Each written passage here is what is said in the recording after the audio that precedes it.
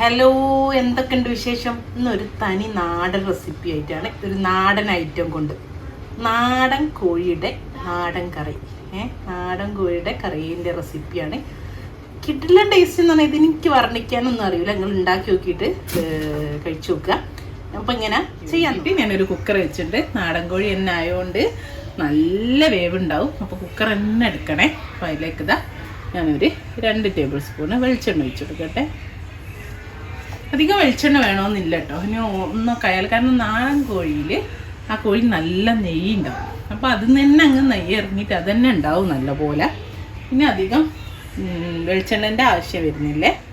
ഇനി ഇതാ ചൂടായ വെളിച്ചെണ്ണയിലേക്ക് ഒരു നുള്ളു ഉലുവ ചേർത്തി കൊടുത്തിട്ടുണ്ട്. ആ ഉലുവ ഒന്ന് മൂത്ത് പൊട്ടി വരുന്ന സമയത്ത് നമുക്കിതാ ഒരു വലിയ സവാള കനം കുറച്ചരിഞ്ഞ് ചേർത്തി കൊടുക്കുന്നുണ്ട്. പിന്നെ കുറച്ച് കരിവേപ്പിലയും ഞാൻ അതിൻ്റെ കൂടെ ചേർത്തിട്ടുണ്ട്. ഒന്നൊന്ന് വഴറ്റിയെടുക്കും. അപ്പോൾ അതാ നമ്മുടെ ഉള്ളിയൊക്കെ ഒന്ന് കളർ മാറി തുടങ്ങിയിട്ടുണ്ട്. നന്നായിട്ട് വരുന്ന ആ ഒരു സമയത്ത് ഇതാ 1 ടേബിൾ സ്പൂണ് ഇഞ്ചി വെളുത്തുള്ളിയും ചതച്ചതാണ്, 3 എരിവുള്ള പച്ചമുളകും ഇതുകൂടി ഇട്ടിട്ട് നമുക്കൊന്നുകൂടെ ഒന്ന് വഴറ്റിയെടുക്കാം. അപ്പോൾ അതാ നമ്മളെ ഇഞ്ചി വെളുത്തുള്ളി ഉള്ളിയൊക്കെ നന്നായിട്ട് മൂത്ത് പിന്നെ അതിൻ്റെ ഒരു പച്ച സ്മെല്ലൊക്കെ പോയി. ഞാൻ 1 കിലോ ചിക്കനാണ്, നാടൻ കോഴി ഉണ്ടോ. ഇത് നന്നായിട്ട് കഴുകി ഞാൻ മഞ്ഞളും ഉള്ള ഉപ്പിട്ട വെള്ളത്തിലിട്ട് വെച്ചാണ് കുറച്ച് സമയം നല്ലൊരു മഞ്ഞ കളർ വന്നത്. അപ്പോൾ ഇതൊന്ന് കണ്ടോ, നാടൻ ചിക്കനിലുള്ള അതൊക്കെ ഉണ്ട്, മുട്ടകൾ കണ്ടോ, ഇതൊക്കെ ഉണ്ട്. തിളകുമ്പോൾ പൊട്ടിപ്പോവാതെ നോക്കും വേണം. പിന്നെ ഒന്ന് ഇതിലൊന്ന് നന്നായിട്ടൊന്ന് മിക്സ് ചെയ്തെടുക്കുക കേട്ടോ. ഇതിലോട്ട് ഇതാ 1/4 ടീസ്പൂൺ മഞ്ഞൾപ്പൊടി, അതേപോലെ 1 ടേബിൾ സ്പൂണ് എരിവുള്ള മുളക് പൊടിയാണ്, 1 ടീസ്പൂണ് കാശ്മീരി മുളക് പൊടി, 2 ടേബിൾ സ്പൂണ് മല്ലിപ്പൊടി ചേർത്ത് കൊടുക്കുന്നുണ്ട്. അതേപോലെ ഇതാ 1 ടീസ്പൂണ് കുരുമുളക് പൊടി. ഇതൊന്ന് നമുക്കെല്ലാം കൂടെ ഒന്ന് മിക്സ് ചെയ്ത് കൊടുക്കാം. അപ്പോൾ അതാ നമ്മളെ മസാലയിൽ നമ്മൾ ചിക്കൻ നന്നായിട്ടൊന്ന് വഴറ്റിയെടുക്കണേ. കണ്ടോ, നന്നായിട്ടൊന്ന് ഇതിൻ്റെ മുകളിലേക്ക് നമ്മളിട്ട പൊടികളൊക്കെ ഒന്ന് പിടിച്ചിട്ട് എണ്ണ തെളിഞ്ഞ് വന്നാണ്ടോ ഇതുപോലെ ആയിക്കിട്ടണേ. ഇനി നമ്മളിതാ ഒരു 2 തക്കാളി, വലുതൊക്കെ ആണെങ്കിൽ ഒന്ന് മതി കേട്ടോ, ഒരു മീഡിയം സൈസ് 2 തക്കാളി ചേർത്തി കൊടുത്തിട്ടുണ്ടേ. പൊടികളൊക്കെ ചേർത്ത് ഒന്ന് അതിന് പിടിച്ചിട്ട് തക്കാളി ചേർക്കാതെ. ഇനി നമുക്കിതിലേക്ക് ആവശ്യത്തിനുള്ള ഉപ്പും ചേർത്തി കൊടുക്കാം. നല്ല ടേസ്റ്റ് ആട്ടോ, പക്ഷെ നല്ല വേവ് ഉണ്ടാവും. ഞാൻ പറയും എടുത്ത ഒന്നുകൂടെ വേവ് ഉണ്ടാവും. ഒരു 10 വിസിലൊക്കെ അടിക്കണം കുക്കറിൽ. ഓക്കെ, ഇനി നമുക്കിതിലേക്ക് ഇതാ 1 കപ്പ് വെള്ളം ചേർത്ത് കൊടുക്കാം. ചുടുവെള്ളം ഉണ്ടെങ്കിൽ ചുടുവെള്ളം ഒഴിച്ചോളൂ കേട്ടോ, അതാണ് ഒന്നുകൂടെ നല്ലത്. എന്നിട്ട് നമുക്ക് കുക്കർ അടിച്ച് വെക്കാം. കുക്കർ അടിച്ച് വെച്ചിട്ടൊരു 10 വിസിൽ നോക്കാം. നമുക്ക് 10-12 വിസിൽ അടിച്ചോടാ, അത്രയും വേവ് ഉണ്ടാവും.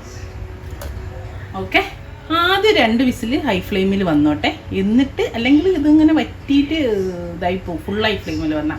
എന്നിട്ട് ഒരു മീഡിയം ലോ ഫ്ലെയിമിൽ ബാക്കി വിസിൽ വന്നോട്ടെ കേട്ടോ. ഒരു 12 വിസിൽ വന്നതിന് ശേഷം കേട്ടോ ഞാൻ ഓഫ് ചെയ്തത്. നമ്മളെ ചിക്കനൊക്കെ ഇപ്പോൾ വെന്തുണ്ട് കണ്ടോ, നല്ല കുറുകി ഇരിക്കുന്നുണ്ട്. അപ്പോൾ ഇങ്ങനെ തന്നെ നിങ്ങൾക്ക് വറവിട്ടിട്ട് എടുക്കാം. പക്ഷെ ഞാനിപ്പം ഇതിൽ ഒരു 1/2 മുറി തേങ്ങയുടെ തമ്പാല് ഒഴിച്ചു കൊടുക്കുന്നുണ്ട് കേട്ടോ.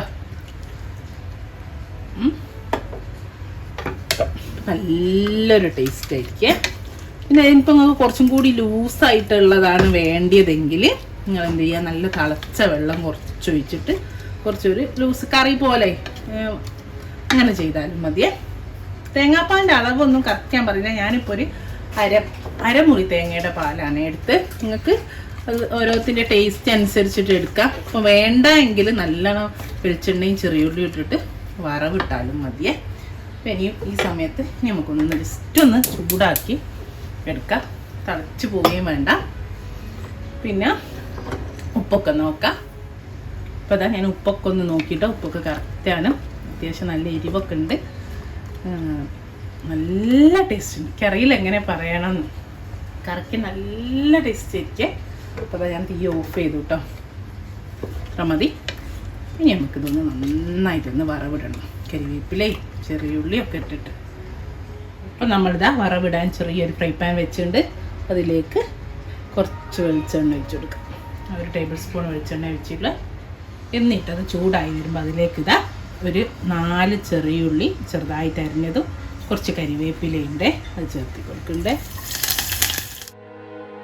അപ്പം അതാ നമ്മളെ ചെറിയുള്ളിയൊക്കെ കണ്ടോ നല്ലോണം മൂത്ത് വന്നിട്ടുണ്ട്. ആ ഒരു സമയത്ത് നമുക്കിതിലേക്ക് ഇതാ തീ ഓഫ് ചെയ്തിട്ടോ ഒരു പിഞ്ച് ഗരം മസാലയും ചേർത്ത് കൊടുക്കുക, കുറച്ച് മല്ലിയിലയും ഒഴിച്ചു കൊടുക്കുക.